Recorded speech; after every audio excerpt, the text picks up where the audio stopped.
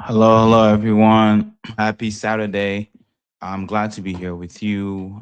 Before we get into tonight or this evening, this morning, depending on where you're watching, today's guest, I have to spend a few minutes in the headlines, what has been happening around in the Congo or about the Congo because essentially accountability doesn't stop. We need to keep you updated about things happening. And yes, we're going to talk about, again, still in the World Cup. Today, I think, is the third place playing France against England. And then tomorrow will be the final. Um, so there is still something to celebrate, particularly for the Congolese people who attended the World Cup and my guest. So 9 days ago, the UN Human Rights Chief Volker Turk, he said that essentially explosive weapons, have to stop in the Eastern Congo. I think he was not being rhetorical. Um, he was actually trying to paint what was going on in the Congo because Congolese forces, the FRDC, and the M23 backed by Rwanda are essentially trading drone strikes and heavy artillery in civilians' neighborhoods in South Kivu right now. And we're talking about the same province where clashes have escalated for weeks, peace agreements or not. And it's actually interesting to talk about the peace agreement because on June 27th, marked the 1 year anniversary since the signing of uh, the not the 20 June 27, 2025 peace agreements between the DR Congo and Rwanda, and it was done at the White House. So it's interesting to be precise. It's very important, very critical to be precise about the paper trail, about the evidence that we have, about what has been unfolding in our eyes, because essentially that's what a Congo Unfiltered does. The Washington Accords with an S are supposed to be in force. So it's kind of like broken down into three sequence, I want to say. So there is a declaration of principles that was signed in April, and we saw the Minister of Foreign Affairs of Rwanda and Minister of Foreign Affairs of Congo coming together, signing that declaration of principles, and then presenting it to I think it was in front of the UN the U.S. Secretary of State Marco Rubio, and also the U.S. Special Envoy in the Congo. That was signed in April. And then we had the peace agreements that was signed in June. And this time, after signing it, they brought it to the White House to present it to Donald Trump. They had a small conversation in that office, very historic, but at the same time awkward, because especially when you read the contents of that accord and what that accord actually allows Rwanda to do, which is to have a defensive measure by having tens and thousands of Rwandan troops within Congolese border. So that was signed and ratified in December 4th, which is the third component, mainly focusing on the U.S. strategic partnership between the United States and Congo, and the United States and Rwanda. So, and still less than 3 weeks ago, the US Treasury sanctioned two more commanders, two more, and one from the FDLR, the Hutu militia groups that is creating chaos, allegedly, in Rwanda, one and then another one from the M23. And I think in this show, I've debunked so many times the narrative around the M23, the narrative, excuse me, around the FDLR that has gone unchallenged. And I'm probably going to do a segment separately on that specifically. But nevertheless, the Congolese government, the Congolese president agreed that the FDLR, which are mentioned 42 times or maybe 43, is a danger to the National Society of Rwanda. That's what they're claiming. Evidence suggests otherwise, at least not to the extent that justify invading another country or violating international law. We can agree to disagree. We can debate based on arguments, based on what we see on the ground, based on evidence. But this is what we see. Yet the Congolese government were like, okay, we're going to give you that. The FDLR pose a security threats to your national security. On the other end, you have the M23 that also poses national security for the Congo because they are literally occupying, they have been occupying for a couple years now, uh, hundreds of territories in the Congo. That M23, which is the reason why the Congolese president went on Fox News to essentially say that, hey, we would actually offer to America minerals in exchange of security, in exchange for security. That same M23 that poses a threat, a national threat to a threat to the national security of the Congo, of the Congolese regime, that M23 will be mentioned in that same accord only 3 times. The third time being in the glossary. So this is exactly what I've been kind of like telling you, that in reality that peace agreement is not, it has nothing to do with peace. What drives people to have sat down in Washington D.C., signed these, and what drives even the entire reason why people are at war right now, people are forced to live under a state of war, is uh, uh, uh, are essentially mineral struggling, smuggling, gold moving out of the Eastern Congo into Rwanda, while the agreement everyone signed said on paper. So it is about the regional economic framework that the emphasizes more on the minerals rather than actually putting an end to the guns. So instability facilitates the extraction. That's very important, and I will keep saying this until the sentence stops being true. And I'll go deeper maybe on South Kivu escalation and the sanctions in a dedicated episodes. It will be very interesting to kind of like dissect what I just mentioned, what we seeing unfolding from a foreign policy on the American side, and what the Congolese government is doing uh, in parallel to kind of like counter uh, Rwanda stronghold on Congo, Rwanda war crimes on Congolese people. But just this week, I was honored to be on Capitol Hill for a briefing to congressional staff at the US Senate. Again, 1 year review of that specific June 27th, 2025 peace agreement between the DRC and Rwanda. It was an honor, but I was also a little bit uncomfortable to be in that position to explain alongside my fellow panelists from Human Rights Watch. We had the director of Human Rights Watch in the room.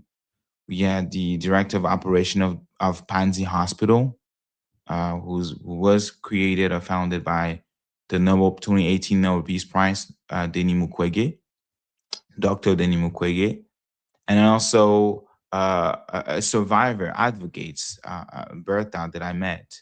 So you had 4 different vantage points on the same instrument, and we landed in the same place. Not yet, but we did.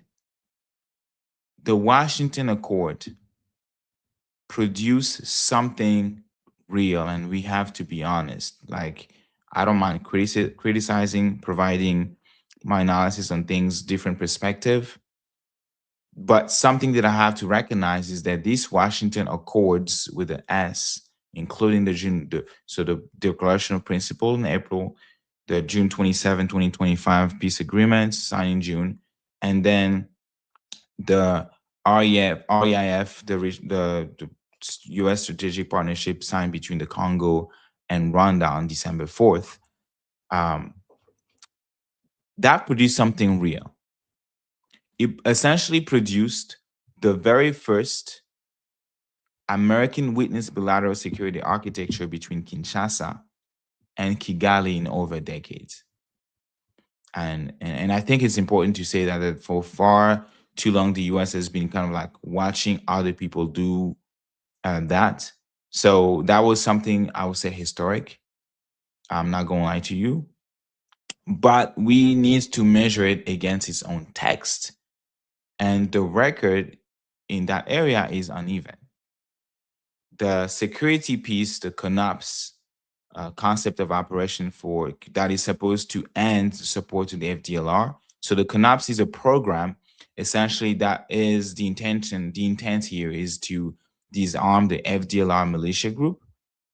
That program that was supposed that it was meant to end the support for the FDLR and delivered verified Rwandan disengagement has missed its own deadlines by months.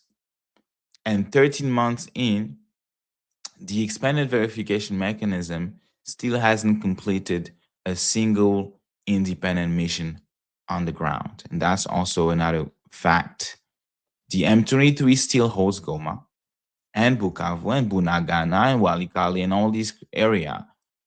Meanwhile, the economic piece, the minerals framework, somehow moved faster and cleaner than anything touching civilian protection.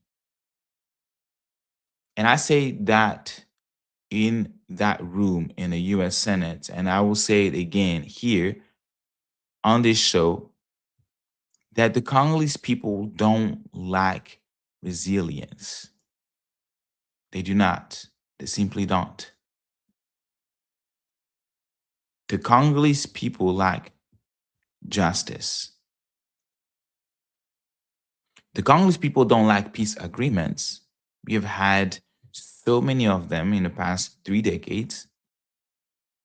The Congolese people lack peace. So, in this show today, I want to do something different, to go back to the intent of bringing folks that will talk about their experience at this World Cup.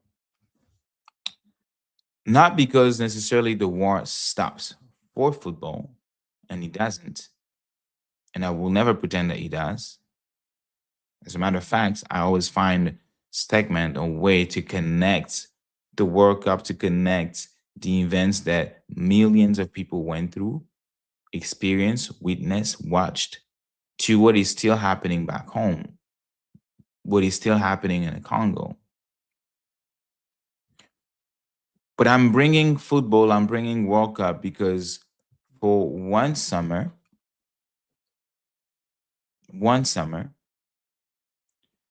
Congolese people got to add joy to the ledger alongside the grief. And I think that's very important. That matters too. Again, 52 years, I'm going to keep saying that. That's how long the DRC waited to see the national team back on the World Cup pitch, right?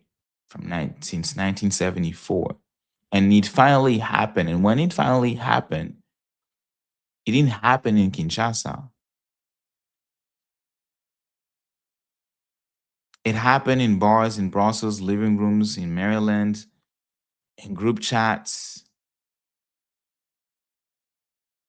between friends, family, cousins who hadn't spoken in months, friends who met online, complete strangers who became friends, folks who essentially migrated into one place to watch soccer, to watch football, to watch the World Cup. People lived that moment, regardless of ethnicity, regardless of tribes, regardless of political affiliation. And some people lived it real time from 1,000 miles away. And that's essentially who my next guest is, or what my next guest, what happened to my next guest, what she experienced. Because my guest today has spent her career at the intersection of technology and storytelling. Elizabeth Kasongo is a cybersecurity professional, a Congolese creative, and the co-founder of I Am African Media, where of course she also hosts the I Am African podcast. Check them out on social media. And with her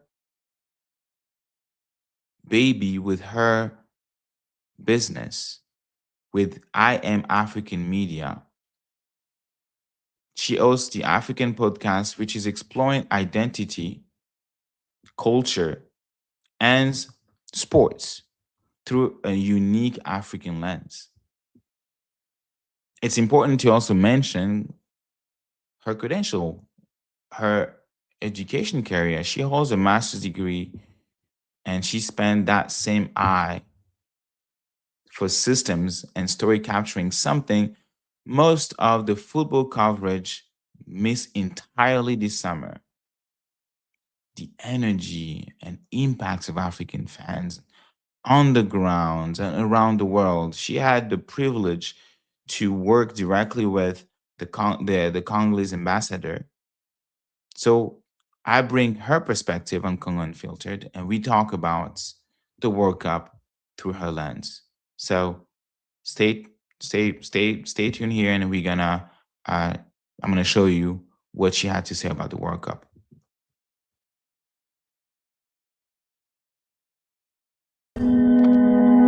Uncovering truth, amplifying voices. This is Congo Unfiltered.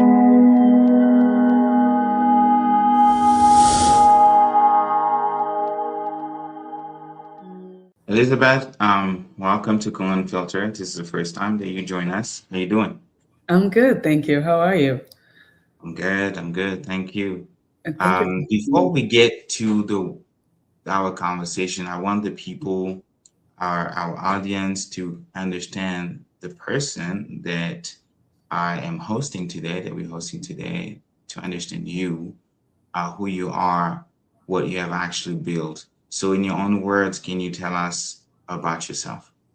So I am Elizabeth Kasongo, but I go by Liz, as you can see on the screen. I was born in Congo, and then I grew up in a refugee camp in Zambia, and I moved to the United States almost like 16 years ago.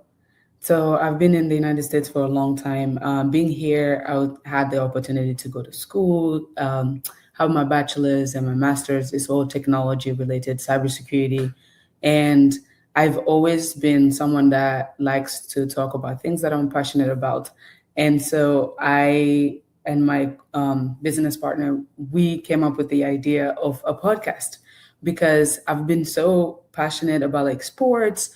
Being African, I always talk to people about my African identity and also the cultures and showing people what the different cultures are, especially in the US, just on the education aspect of things. And so my business partner and I decided to just come up with this idea of a podcast. And they kind of creating a platform for us to talk about our culture, address everything related to being African. So we came up with I Am African podcast. And that was the initial idea. And then we decided to expand I Am African podcast to I Am African Media.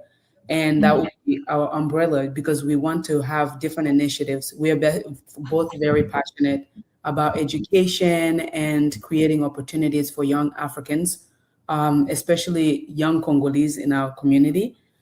So we decided to expand I Am African podcast to I Am African Media so we can have a place for us to be able to be more creative and create more opportunities and resources for our community. And so, yeah, that's just a little bit about me and what I Am African Media. Amazing, amazing. I love it. I love to hear that. So walk me through founding I Am African Media with your co-founders. Like, look, what like the talk to me specifically about the gap that you see or that y'all saw in how African identity, African culture, and sports? Because I've been following you for a few weeks now, Mhm. and you have content, amazing content on the World Cup, particularly, and yeah, the gap with sports and how they're being covered, and I really want to hear more about why did a podcast or media, if you change the name, feel like the right vehicle for closing it. Yeah, so I just want to clarify that the podcast is going to sit under I Am African Media. So we still are going to have the podcast component because that was like big part of our identity, right? Mhm. We just both grew up, like we spent a lot of time outside of the continent of Africa, and we saw how the media was portraying or showing what Africa looks like. And having spent time there and then spending time outside of it, you can kind of see there's a big gap in terms of like what they choose to show you. And so for us, we had like the idea of I Am African Media was to be able to take control of what we like, what we show people and what we share with people. We want to show our true identity. We want to show our true culture, whether inside of the continent or outside of the continent, because we travel back and we go to Congo.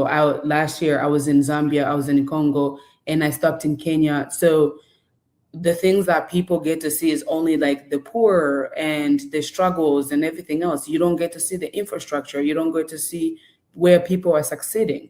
And I know it creates this like narrative of people looking down on Africans outside of the continent of Africa. Like living in the US, you get to see people thinking Africans are uneducated, but we have so many educated Africans that are making big impact, but the media doesn't cover that. But as soon as one African does something wrong, commits a crime, that is what people are seeing. And so for us, we want to highlight the educated, the successful young Africans that are professionals in their different fields. But we also want to show the culture when we have Independence Day. No one goes and covers that. We want to be able to show, hey, Ghanaians have Independence Day. These are the things that you're able to see. The clothes, they just the culture, the food. We don't get to see that. The media doesn't get to show that. When you even inside of the continent, you don't get to see that. And also just sports wise, right? We had 10 African countries at the World Cup, even though they talked about it, but they didn't really focus on it as much as they were focusing on like Argentina, Ronaldo, and Portugal. There was a lot of like mentions of them, and like it's creating this thing where people want to see those teams more. And for us, we want to also push African sports and African athletes as much as they're pushing all these other like athletes in Europe, South America, all those places. We want to be able to highlight that and show the world and create a space for people that are not able to be in those places, in those stadiums and those environments. We want to show them what is truly going on. And with the World Cup, as you mentioned, we were able to show that, and we had a lot of positive feedback from people in Congo, people in our communities, like all over Africa, that had the opportunity to see what was going on, to see the fans, the celebration, the Mhm. prayers. They were able to see that. And all of this media, they were not showing that. And so Yes, that's yes. what we want to create with African Media. Yes, and I love what you say about reclaiming the narrative, because sometimes, most of the time, when it comes to Africa or African countries, the narrative has always been gloomy and dark. Mhm. For the case of the Congo, it was about war, Yeah. it was about refugee crisis, and I actually did not know that you actually grew up in a refugee crisis, in a refugee camp. So seeing the person that you are today and what you have been able to accomplish is giving me hope and giving Friends of the Congo, and I can speak on behalf of Friends of the Congo when I say that, hope for the humanitarian effort that we do. Um, but back to another thing that you said. You said that you carry you have a cybersecurity career, and with now I am uh, African media. You're also carrying a media career at the same time. So Yes. how does one actually inform the other? Like, how do you even juggle the two? That's thinking, and I'm saying that as an engineer myself, right? Like, Yeah. so I'm interested about the cybersecurity as well components, but that's thinking in systems and pattern recognition change somehow the way that you protect and build a narrative. Yes, it actually does. And anyone who knows cybersecurity, it's all about like, protecting yourself, protecting your identity, protecting your data and all of those things, right? And that's for me, it kind of reinforces the whole idea of like, let me take control of my own identity, right? And show the world what I want to see, what I want them to see. Because let's say me, people are only able to see like all the bad things that I've ever been able to do. And that's like what is out there online. Like when I was younger, I was making decisions where I wasn't thinking like, okay, let me say this, let me do this. But now I'm able to control what I like, what I put out there. And I want to make sure that the right story is being told. And people don't create stories based on what they see online about me and the Mm. mistakes and all the things that I've been able to make, the things I've been able to do when I was younger. But now it's like with me knowing that, hey, I need to be more responsible of who I am, like what I do out there will drive how people perceive me, then I need to be able to make those decisions right and making sure that people see that my true self and my culture, who I am, and instead of like building their own conclusion of who I am based on the things that they've seen online. And so also it's part of an initiative that we are working on, being able to educate and open the path for true or like youth and anyone who's interested in switching to tech, because I know a lot of people have asked me questions about, hey, how do we get into tech, how do we get into cybersecurity? But having that background, I'm able to educate people about technology and just protection. And I know it's also lacking in our continent. In Africa, it's lacking a lot. And so it is a background that I'm going to use to be able to educate in Africa as well, in the continent of Africa. How were you able to convince your business partner? I'm just curious. Oh, my business partner is actually an electrical engineer. Okay, so okay, we got two tech savvy engineer Yes. type people that decide to switch. So how did you convince that person? That's I'm trying to oh See, you the yes. thing is, we're both like-minded, and we want the same things, and we have had conversations on how we want like, the impact that we want to create. And so we know, let's say, if my strength is in cybersecurity, his strength is in like engineering, like electrical engineering, then we know that each of us are unique in a way, and we need to be able to support each other and see the directions that we go and the impact. So we have the conversations. We sit down and have the conversation. We also have to agree that, hey, this makes sense for what we need to do. It meets our goal. We have had times where like I'll say something and it's like, wait, let's slow down.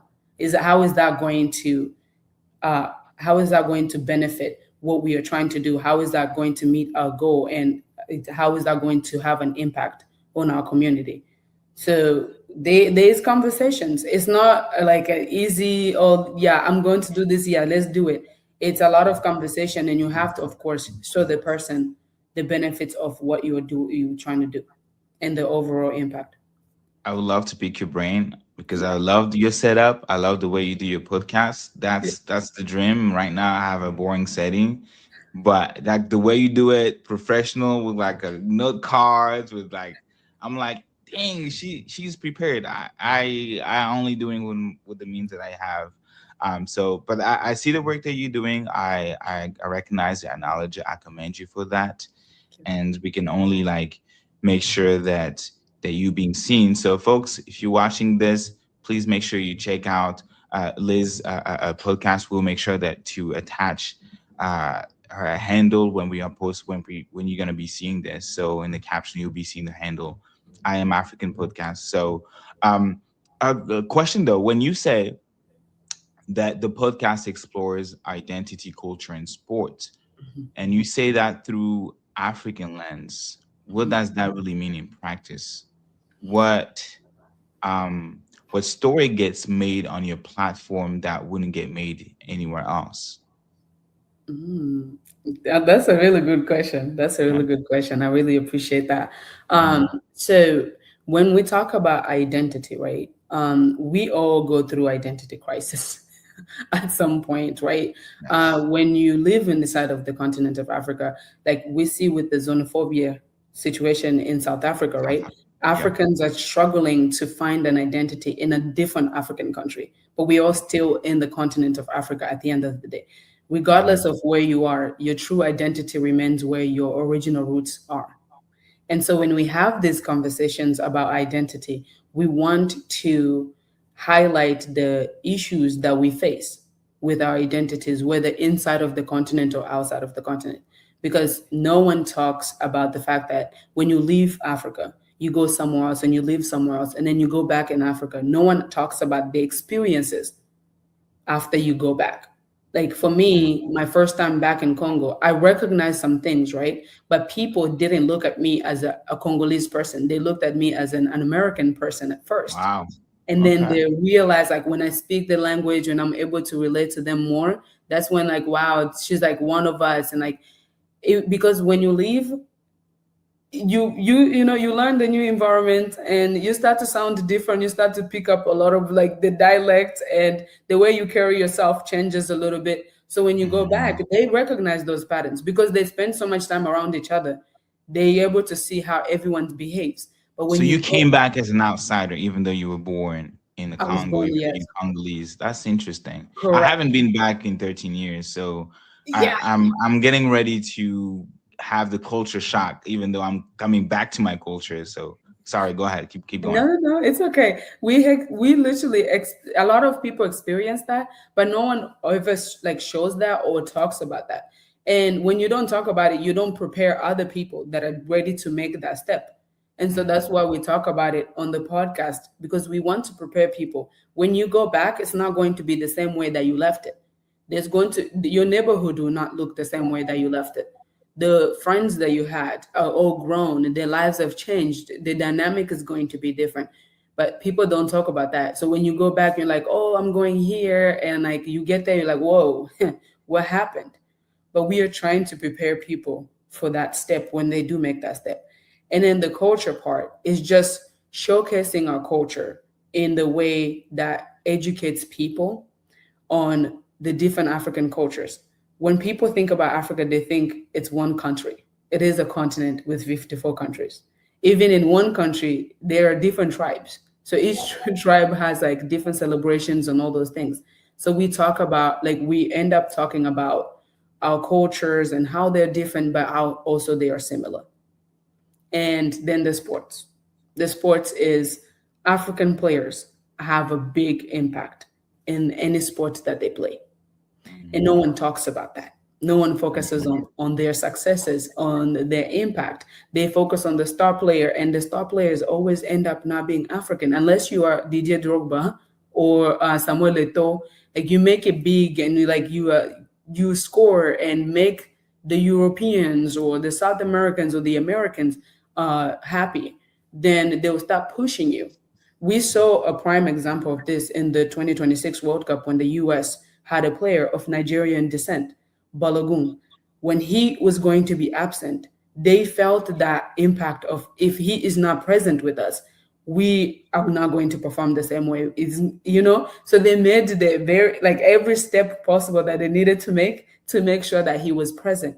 Even though the president has been essentially fighting against people Yes. like him with the birthright citizen, trying to remove the 14th Amendment that gives people born in the United States Yeah. the citizenship. Yeah. It's But interesting. Like you are a U.S. citizen when they need you, when you exactly. need it, not Yeah. because you're necessarily human, not necessarily Mhm. because that's your God-given right, Yeah. but But because you're needed. And if you look at it, the star player of that team is Christian Pulisic. Hmm. But Also the needed. Yeah. person that makes the most impact, that they really desperately needed to be with them, is of Nigerian descent. So they're never going to highlight him as the star of the team. It's always going to be Christian Pulisic. And that's why, like, those are the things that we talk about and we want to highlight when it comes to sport, but also just the impact of every single one of these teams. They're always undermined, they're always underestimated. But with this World Cup, I hope that it showed this world that Africa is as strong as every other, like, every other side of every other continent. Let me say that. And every single one of these teams, those players are just as talented as everyone else that they get to watch and they get to support. Do you in your podcast, or do you intend, or have you touched on politics from the Congo? Yes, we in the first season. So the first season, I was going to say this when you made this comment about like the setup and everything of the podcast. We started off the way you're doing it. We started off virtual, and I have hope that one day I'll be like you. oh, thank you. I appreciate that. But we did start off virtual. We wanted to test it out. So if people go back and watch the previous seasons, like season one of our podcast, it was virtual because it was a lot of getting people, and we are so dependent on like having guests, talking to people, and having true conversations, right? And so getting everybody in one place was difficult. But how do I say this? In that first season, we talked about politics. We talked about politics in Africa, how African youth are affecting like policy changes and all those things. We were one of the first platforms to mention visa-free Africa before it became a whole thing that everyone is now trying to do. So we have those conversations, but then there is this fear of having those conversations, highlighting them, right? And then they take it the wrong way. So you can't fully have those political conversation, address politicians in a way, because they're also going to end up limiting your access to certain places. So when we have those conversations, especially when it comes to politics, even though we want to have the uncomfortable conversations, at least starting and having them in a little bit filtered way. I know this is unfiltered. Yes, it's come unfiltered. Yeah. But So we do understand that people come yeah. with certain restriction. There is also a lot of weight consequences when you speak up, and we are not taking that lightly. So yes, we do respect people's choices sometimes to not say anything. Like, there are many ways to support the cause. There are many Mhm. ways to highlight what's going on in the Congo, and people don't have to be in front of a camera necessarily. And we do have folks like this within Friends of the Congo. Yeah. Oh yeah, absolutely. And we have those conversations in our communities as well. It's just when you have a platform like this, we are trying to build this platform. When we get to a point where the platform has grown and we are able to speak more on issues and address issues directly, that is the goal. That is the goal of the whole podcast. And we did talk about politics. We did talk about the lack of policies and direction in a lot of those African countries, and also Congo. We did talk about the issues between, the issues that affect the election system and Mhm. the roads. Every single president, we addressed corruption. Nice. So we had to talk about those things, and we did. And What do you think about the free ticket scandals with the FECOFA handing out free tickets to Congolese people? Your takes, if you feel comfortable. If you don't, I respect that. see, I actually addressed that. It is something that we are going to release as part of our podcast. Um, Send us a collab. We yes, will gladly collab with you on that. absolutely. Yeah, I already addressed it. It was just beyond the free tickets. It was also the treatment of the ambassador, the Congolese ambassador to the US. There was something that happened, and she was not happy about it. I was not happy about it. A lot of people around me were not happy about it. So I addressed that issue as well, and I can see it still ongoing with the Congolese community, especially in Houston. And her recent interview that she was talking about formalizing communities, like having formal and well put together community when events like this come, and people are taking it the wrong way. instead of like understanding the true message behind it. And I think when I noticed this, like when a woman is in power, men, especially Congolese men, react to that woman differently compared to if it's a man in power. And in the environment that we were in, the ambassador was there, the president was there, the responses to the two individuals was very different. And it was very male dominated environment. And their presence, like her presence, was basically like a threat to them in a way. So I'm I, trying to speak in like yeah, because yeah, I've no, been no, here. I get it because I understand the frustration, right? Like it's the first time in 52 years that the Congo made it to the World Cup or makes it Mhm. to the World Cup. Yeah. People are excited, and then the Minister of Sport announced that he was going to hand out free tickets to people. I Mhm. think that that was a mistake to even announce it like that Correct. because we know our people. Unfortunately, we know how things are can be disorganized sometimes, Mhm. most of the times. Then the question was, how do you set up a structure that will allow a fair distribution of those tickets, right? So Mhm. that people are not frustrated. You're not gonna please everyone. Like Yeah. I can't even count how many people were actually in Houston. I Mhm. couldn't make it to the stadium. I was in the fan zone, so I was there when the ambassador was booed or treated like that. But to Mhm. me, it was really hard for me to comprehend because this ambassador was appointed by the man who's sitting on the chair. So if you're gonna boo her, why You can't you should go boo the that man. person that appointed her, right? Like, and I understand the double standard. Yeah. I understand also why um, people are not even trying to. I understand the frustration, and people Mhm. have all the right to feel the way they felt because they were feeling cheated. They felt that the government was failing them, but at the same time, it's like, why can't you also blame the Ministry of Sport, who was actually handling this? She Mhm. wasn't. Yeah. The money was not coming from them, Mhm. from our office. Yeah. I think it was coming from the Minister of Sport and the FICOFA. So Correct. yes, I can see the biases and I can see how gender and sex can come into place. Mhm. I appreciate it. I really can't wait to see that episode. So if Yeah. that comes out, please send us the collab, and we will make sure that we are amplifying your voice as well. Thank you. Thank I, you. I don't know. I cut you off. I don't know if you had something else to add. Oh no, I was just agreeing with what you were saying. Okay. I was agreeing with what you were saying, especially with the Minister of Sport, because they had that fund zone for how many days? Like 4 days, and Hmm. the Minister of Sports was there, and they had a panel between with Ambassador, Minister of Sports, and two other business or powerful individuals that were there, right? Yeah. And no one booed the Minister of Sports. No one asked him question. And this was the day before the game. So Yeah. this would have been the opportunity for people to address.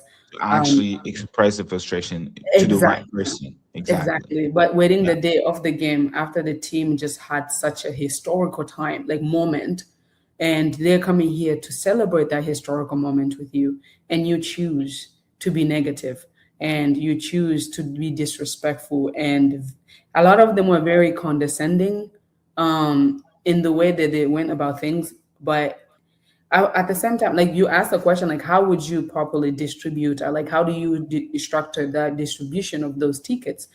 I don't think there is a way that would have been done that would have worked for everybody.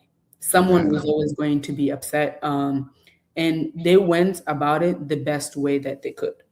And I was fortunate to work with the ambassador for the first like few days that she was in Houston.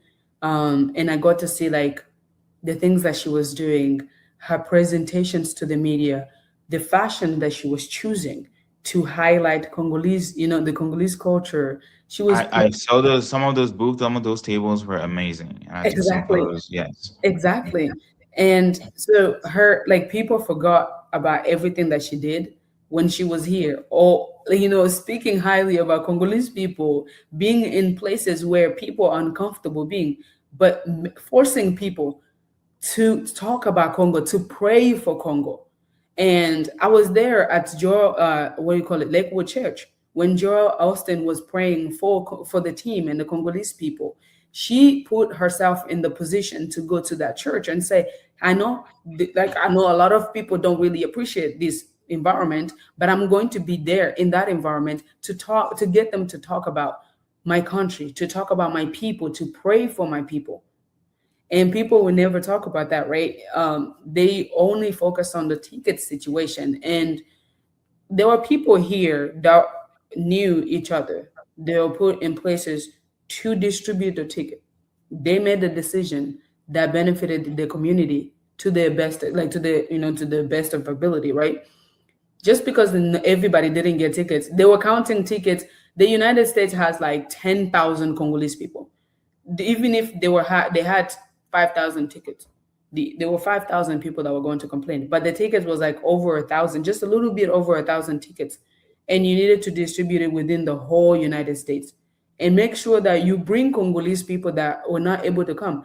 And one thing that I don't appreciate is people forgetting that these tickets actually belonged to people that couldn't come here because of a whole like outbreak that was happening. Those are the true passionate fans that have been moving with these teams, that are present with them every single time that they play. Those are the people that were entitled those tickets. They went with them to Mexico. They traveled with them in every single stage of qualification. They were present with them. And then in the biggest moment where they actually deserved to be in this country, to be there present, they could not be there. But then people here are selfishly focusing on the fact that they didn't get a ticket. I know people that got the ticket and sold it, or got the ticket and kept the ticket because they couldn't make the game, but they didn't give it to someone else because that was their ticket. And he went unused. That's crazy. That's Yeah, selfish. That's wrong. Like, why would you sell a ticket that you got for free? But yeah. yeah, you making a really good point. And transitioning to the trip to Mexico for the qualification, were you there when the Leopard qualified? Were you at that game against Jamaica? I was not at the game. Unfortunately, I was not. Where did you watch that game? I was in Austin, Texas, and then Okay. I drove from Austin, Texas, for 3 hours back to Houston to my house, and I hosted a watch party in my house. How That's did you where feel to witness, well, after the game ended and we won 1-0? How did you feel to realize that the Democratic Republic of the Congo will be coming to your city for the very first time in 52 years to attend the World Cup? How did you feel? electric. There was a lot of emotion going on. There was tears, there was happiness, there was dancing, there was singing, like celebration. I am Luba, so there was a lot of Chalamwana that played that day. But it was emotional. Like, even thinking about it, like trying to relive that moment, I couldn't have imagined or dreamt of living in the war, like in a time where that was happening. So being able to be there, like not be there in the moment, but like be alive, existing, and being able to watch them play. Axel Twanzebe, like literally, he's like one of my favorite Congolese players. I'm not even going to lie to you. Like, I know literally everything about him. But sitting there and watching him be the one that has, like, qualified us, it was emotional. It was emotional, and it was just emotional but very happy. And also knowing that they were coming to the city that I live in, 15 minutes away from my house, and they were Yes. practicing 5 minutes away from my house in the rugby field that I played rugby in. Did That's where. you did you get a pass? I saw a video of you interviewing the coach. I was like, oh my God. I mean, I had the opportunity to and the blessing to see some of the players in Mexico because I was there for the game against Jamaica. But did you get any pass? Like, was it easier to go and watch them train? It was not an easy process, but because I was working with the ambassador, I was working with us. Two of us were working with the ambassador as the media, for the Congolese community in Houston. Hmm. So we are able to get, my business partner and I were able to go in, with the media. Yeah, the media pass that we had, but it wasn't like a FIFA media pass. It was something that the ambassador had Nice. organized for her media team, and so we were there. It was incredible. So fortunate. And at what point the DRC qualified for the World Cup? At what point did you know that this was a story that I Am African Media had to tell? What did you start building or filming immediately at that moment? So I actually like we talked about covering like African sports as part of the podcast for since the inception, right? Like since the beginning. And we just never really had the opportunity to be there. Like even with AFCON, we talked about going, but it was just the expenses and not being able to get a media pass. So we just going there as fans, we wouldn't be able to tell the true story of what would happen in AFCON 2025, 2026, right? So as soon as the African teams started qualifying, the goal was to always cover all the African teams. But then Congo qualifying was like the icing on the cake for us. We're like, we have to do this. Not only do we have to do this, we have to make sure that we are present in those moments. We ended up going to the Cabo Verde versus Saudi Arabia game in Houston, and it was the day before the Leopards played in Atlanta against Uzbekistan. So we literally went and show to try to highlight Cabo Verde and their team and them being one of the qualifier for the first time. So we actually planned on doing it for a very long time. We just didn't have the opportunity to do so. And this World Cup was the first opportunity for us to say, okay, let's focus on African sports. Let's highlight African sports and then see how it goes. And it was great. It was the response from the people was very positive. People were very happy. And we are happy that like we decided to make the decision to do that. We did spend money on our tickets for and also Yeah. yeah, we literally Yes. we were very dedicated. We wanted to highlight. Listen. Yeah, I'm getting PTSD right now, but hey, we had to do what we had to do to support. exactly, Um, exactly. and let me switch to actually the tournament itself, the World Cup Mhm. itself. Yeah. Yuan Wisa scored the DR Congo's first ever World Cup goal in a 1-1 draw with Portugal. That was on June 17th. Yes. Then we lost by Colombia. We're not going to talk about that. Yeah. June 27th, um, goals from Wisa again. Govo Nacional, shout out to Wisa, and Fiston Mayele. Yes. Wisa scored 2 goals that night. Mhm. And that sent the Leopards into the knockout stage for the first time in the history of the country. DR Congo led England, that was a game round of 32, to the first half of the round of 32 before losing 2-1. For me, the game stopped at the 75th minute. I don't care. I only have that picture with leading 1-0. That's what Mhm. I'm going to be showing my kids and people to say that I was there. We won that game. I'm going to be delusional. But every one of those results was, I would say, a data point for the football press, for the Congolese people, for an entire nation. And I feel like for us, for friends, not just for friends of the Congo, but also for Congolese people living in the diaspora, living here in the US, Mhm. that was something else. That was proof. That was joy. That was also heartbreak when we got knocked out, and all compressed into, I would say, 90 minutes at a time. What did you actually see and film with of African fans, of Congolese fans in and around the stadium? The visual, the emotional texture, the broadcast camera didn't necessarily show. What did you see with your own eyes and camera? Hmm. Just you walking through those moments, they were very exciting moments. There were a lot of celebrations, and there were also a lot of like people saw Congolese fans praying on the last game against England. But something that the media that also didn't come from the media, like the media didn't catch that. It was Congolese fans, and also I'm African podcast, we did catch that moment where Congolese fans were playing. But that happened at every single game, even in Colombia. It happened even in Colombia. We were not present in Colombia, but it did happen where Congolese fans were praying at every single point to make to like to support the team.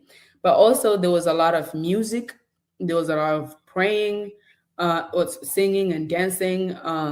There's a lot of like like reuniting with other Congolese people that the media didn't get to show.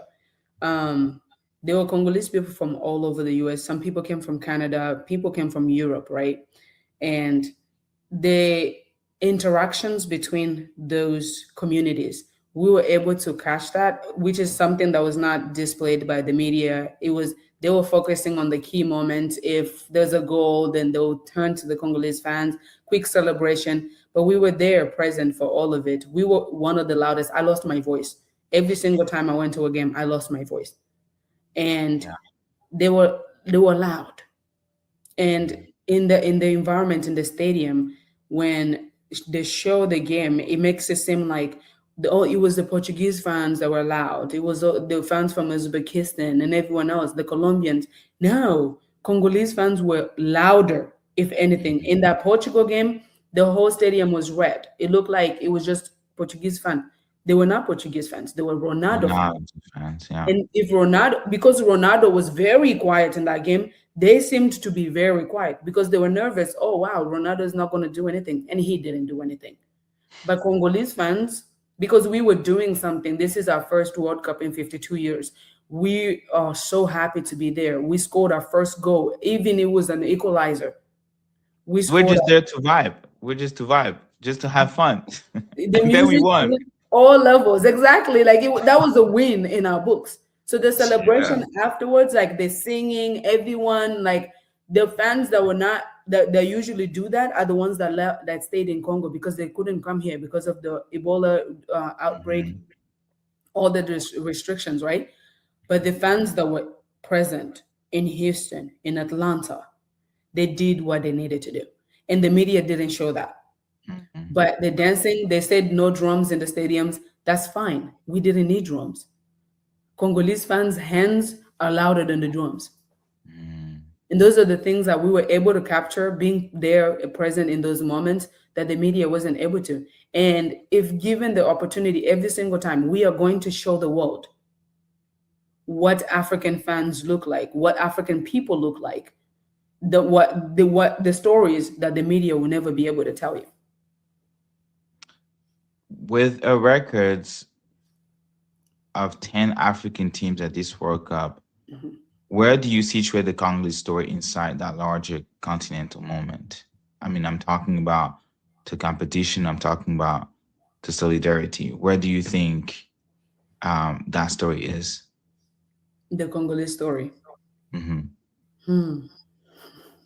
I feel like after the last two AFCONs, people were starting to know more and more about Democratic Republic of Congo, right?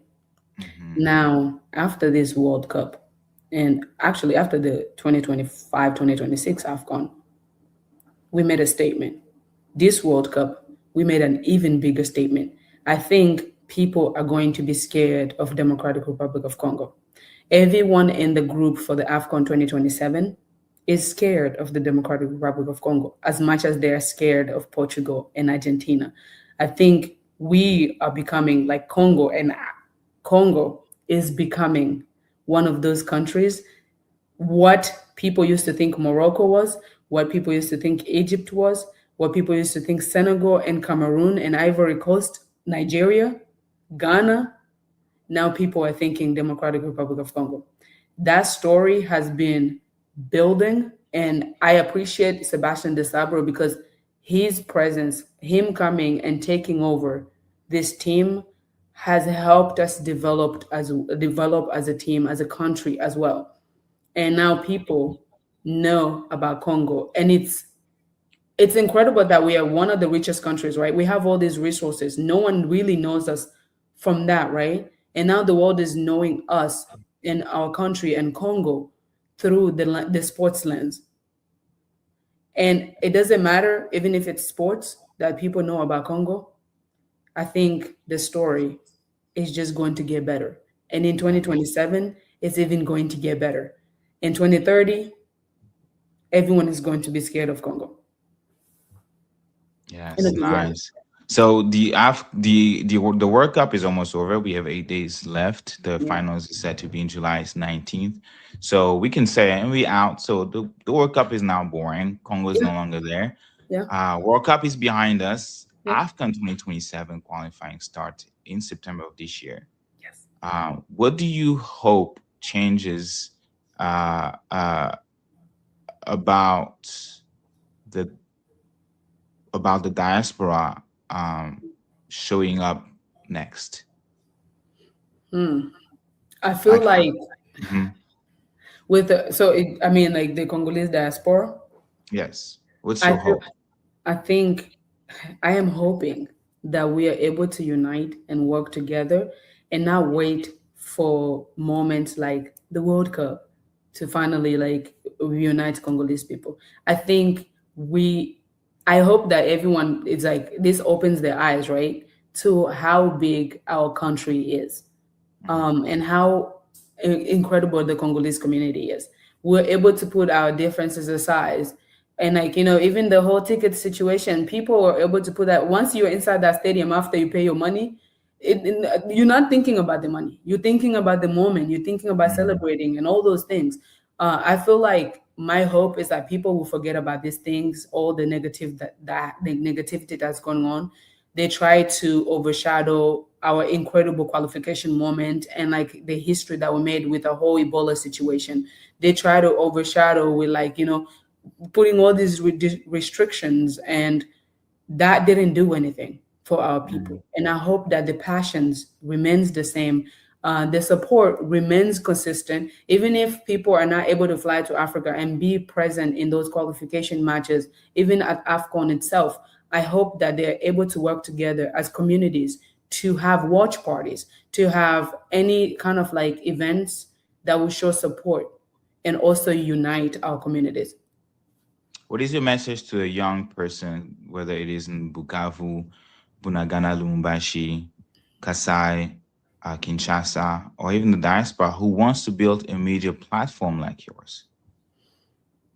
My advice is this: whatever you do, just start somewhere.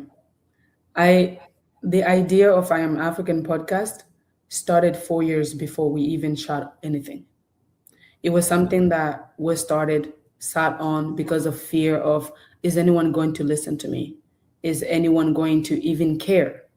But if your message is big and important to you, one day it will be big and important to someone else. So go ahead and do what you need to do. Go sit down. Even if you are shooting on your phone, shoot on that phone.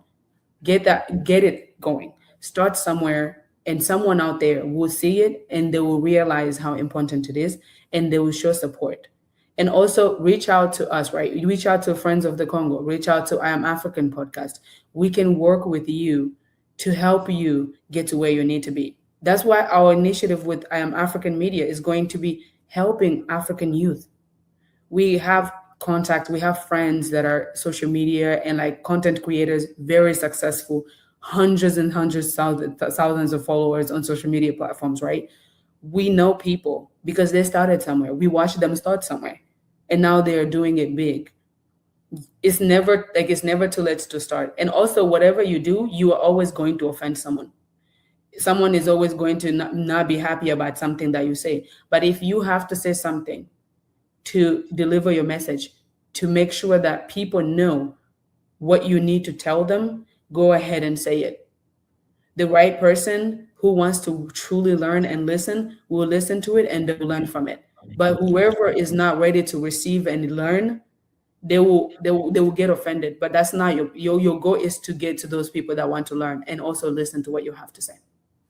Thank you so much, Elizabeth. For this next segment, though, it's gonna be a little bit of fun. So I'm gonna need your energy. It's a Okay. quick Okay. fire segment, and I think it's really fun and very important. So it's a rapid pace, and if you don't mind keeping it one word or one sentence, Okay. don't try to think too much about it. Okay. We want your really honest answer. You Okay. ready? Yeah. Your best stadium. Houston Stadium. Okay. Best Congolese fan moment. The prayers. Mm. What song were they singing? They Kimana sing a lot of songs. Kimbo Kunana Lola. That one? Mm-hmm. Yeah, that was Yeah. one. That was a good one. Most emotional moment. Who Wisa scoring against Portugal. Oh, yes, that was a good one. Favorite player? Twanzebe. Tanzania. Okay, okay, okay. Player of the tournament. Uh, Lionel Passy. I thought you were gonna say Lionel Messi. No, I almost did. Almost did. Mpati, it was a wall, that's Passy. for sure. Most underrated player. Brian Sipenga. Oh, yes. Yeah, he's talented, that's for sure. Mhm. Funniest thing that happened.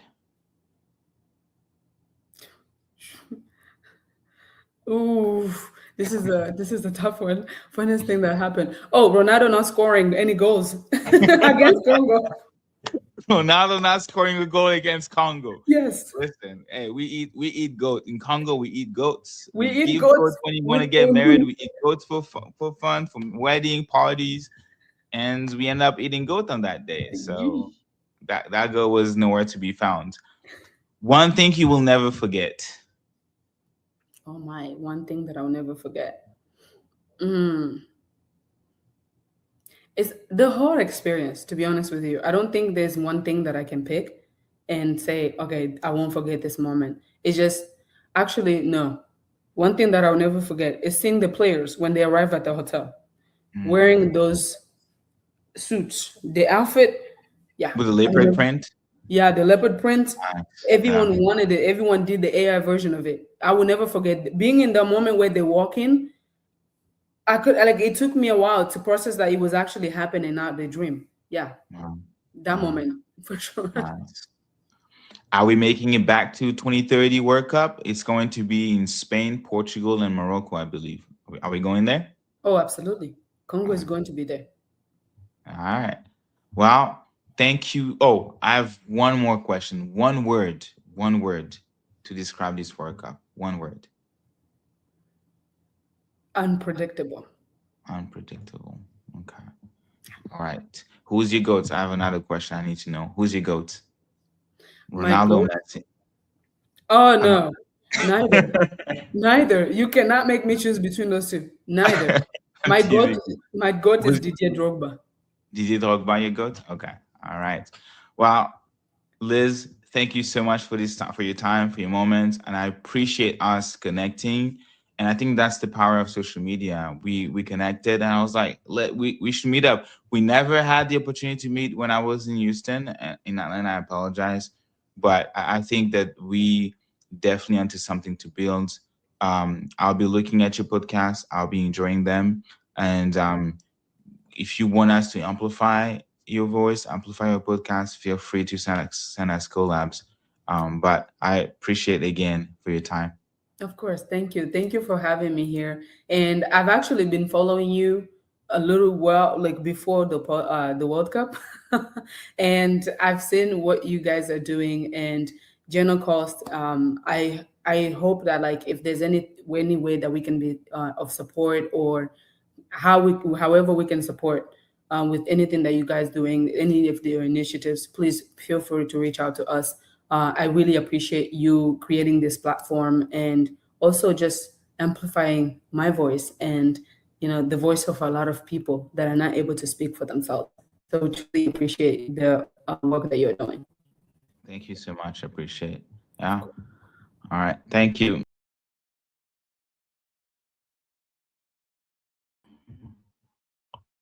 That was Elizabeth Kasongo. Um, what a woman, what she has achieved on her own and trying to reclaim the narrative of Congolese people. Because 52 years is a long time to wait for a nation, right? Um, I would say long enough for that not long enough that most people who remember 1974 firsthand aren't here to see 2026. But what Liz just described to you isn't just football story. It's not just the football of or the story of Congolese people. I think it's a diaspora keeping watch. It is people 1,000 miles away from the Congo, from Kinshasa, from Lubumbashi, from Matadi, from Equateur, making sure that when the Leopards finally walked back onto that stage, somebody was there to welcome them. Somebody was there to document what this meant to us. Not necessarily what it meant to the broadcasters, not necessarily what it meant to FIFA's marketing departments or to the brands,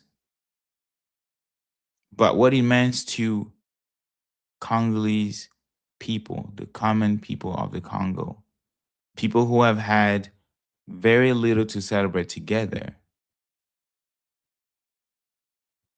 out loud in recent memory. And that was Liz's story, essentially saying that she she and her partner refused to be invisible. She and her business partner, refused for Congolese people to be invisible.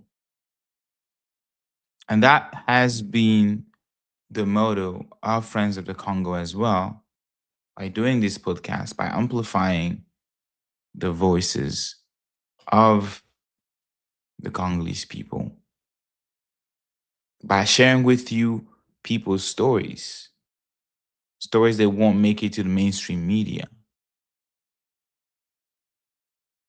But that mindset of refusing to be invisible, that was also described by Maman Benedicta, invited ahead of the game against Portugal, that also said we refuse to be invisible.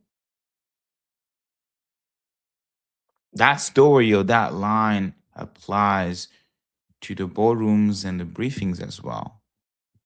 I usually bring, or that I did bring to them.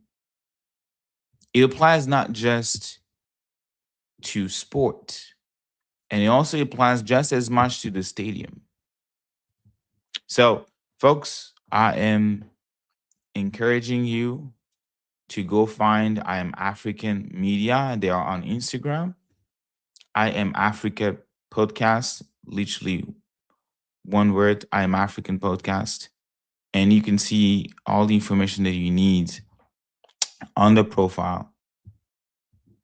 And you will be able to find Elizabeth's work and go remember so many events and opportunities that we have seen in this World Cup, and learn about African heritage, African legacy, African stories being taught, being told from an African lens, from an African perspective. That was Elizabeth Kasongo. And before I end this stream, I want to do something that I've never done and something that is also dear to my heart. I want to dedicate a few words to someone who is no longer with us.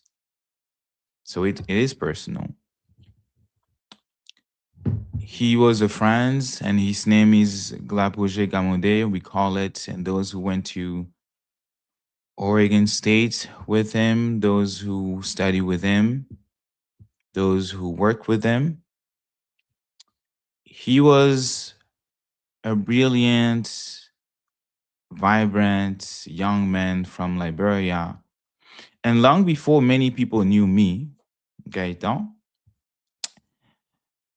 Jay, because we call him like that, Jay Money, he gave me something I have never forgotten, like never. He was the very first person to offer me a football jersey. And it was not any type of football jersey. It wasn't just a jersey. It was the jersey of the Democratic Republic of the Congo. I believe it was in 2016, 2017. almost a decade ago. At the time, it may have seemed like a simple gift. But today, as we are also in the workup mode and talking about the accomplishment of the Congo and what that meant to the different folks that I'm bringing on this stage, I realized that it was something much more than that. It was a reminder that Africa is bigger than the borders drawn between our countries. A Liberian brother who came in the United States as an immigrant, proudly placing a Congolese jersey in my hand. And that is the Africa that Kwame Nkrumah dreams of. That is the Africa that Patrice Lumumba wanted. An Africa where our struggles, our victories, and our hopes belong to all of us. And one of my favorite memories of Jay is when we performed at African Night. Um, we performed at African Night a skit together about elections in Africa. And I believe that was his idea, if I remember correctly. It's been a long time. And now that I think about that, I think that was his idea. And we were playing roles of leaders clinging to powers instead of serving the people, about having elections for somebody that will be running for a third and fourth term, telling stories about African leaders that would cheat elections as if it was something to be proud of and something to do. People not wanting to serve people but themselves. That was his idea. As the generous man that we all know, the people who know him. And even back then, we were using humor to speak uncomfortable truths. We laughed on that stage. We made the audience laugh. But beneath that laughter, the laughter of young African students telling stories about things happening back home in their own countries, there was a shared belief that our continent deserved better. Better leaders, better presidents, deserved the mere fact of hoping to even dream, hoping to have a decent life, hoping to have their economic condition improved. Years later, I find myself still speaking about justice, dignity, and freedom for the Congo. And in many, many, many ways, I realized that I was part of that journey long before with Jay. Jay was there long before I even imagined hosting Congo Unfiltered. Long before I even joined Congolese Action Youth Platform. Long before I even joined Friends of the Congo.